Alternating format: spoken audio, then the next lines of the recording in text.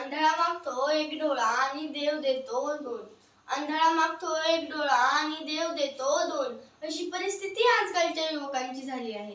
कारण त्यांना 2GB, 3GB, 4GB, 5GB अशी कितीतरी आभूषणे प्राप्त झाले असल्याने ते झिंगाट करीत सकाळी उठल्यापासून संध्याकाळी झोपेपर्यंत फक्त आणि फक्त video calling, chatting, messaging, posting अशी कितीतरी कामं करत आहे आणि यातच त्यांचा वेळ वाया जात आहे.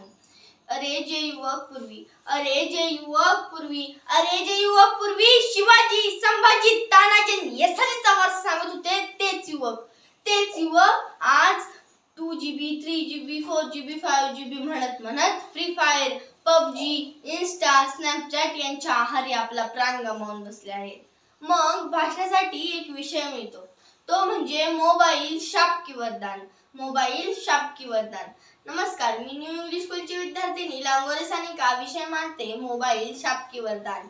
शूर मी सरदार म्हाला, शूर मी सरदार म्हाला, काय कुणाची भीती, देव देश धर्मापाशी प्राण घेतले हती, देव देश धर्मापाशी प्राण घेतले हती.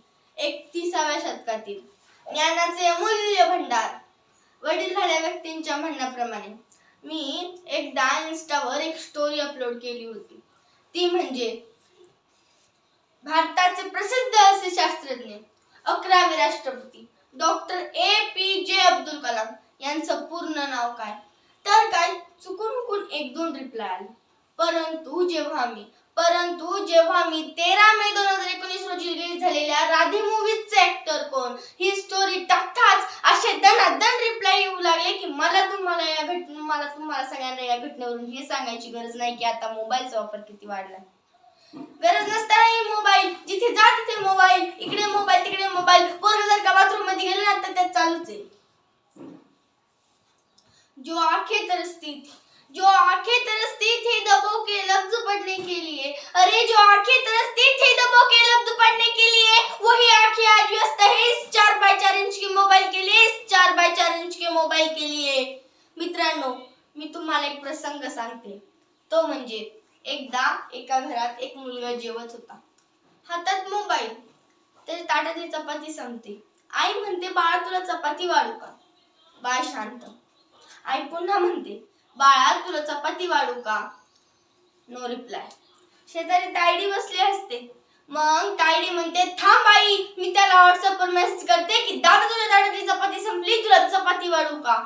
अरे ज्या युवकांच्या हातात भविष्यात देशाची सूत्रे सांभाळण्याचं काम येणार आहे, त्याच युवकांच्या हातात दिवसाचं फक्त एकच टार्गेट असतं, ते म्हणजे 1.5 GB डाटा संपवणं. मला तर वाटतं या युवकांच्या हातात रामायण आणि महाभारत दिलं ना तर देशाचं भविष्यच उज्ज्वल झाल्याशिवाय राहणार नाही. आज कुणीतरी मस्ती केली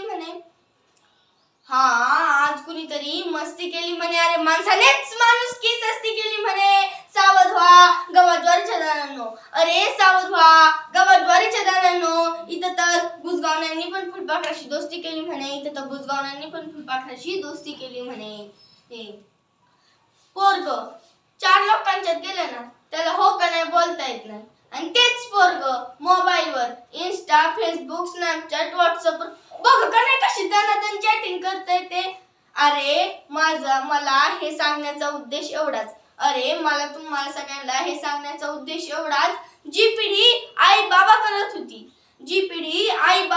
होती, ग्रंथालयातील पुस्तकावर मारत होती, या मैदानावर खेळत होती, तीच पिढी आज झिंगाट आणि सैराटच्या तालावर फक्त आणि फक्त इन्स्टा, फेसबुक, स्नॅपचॅट, व्हॉट्सअपवर चॅटिंग करत आहे. चॅटिंग नुसती चॅटिंग. काय तर तिकडून मेसेज येतो आय लव्ह यू, इकडून डोळ्याची पापणी झपकण्याच्या आधीच त्याचा रिप्लाय. अरे एवढी तर फास्ट झाली आहे आजकालची इंटरनेट सिस्टीम, काय चाललंय काय कळतच नाहीये.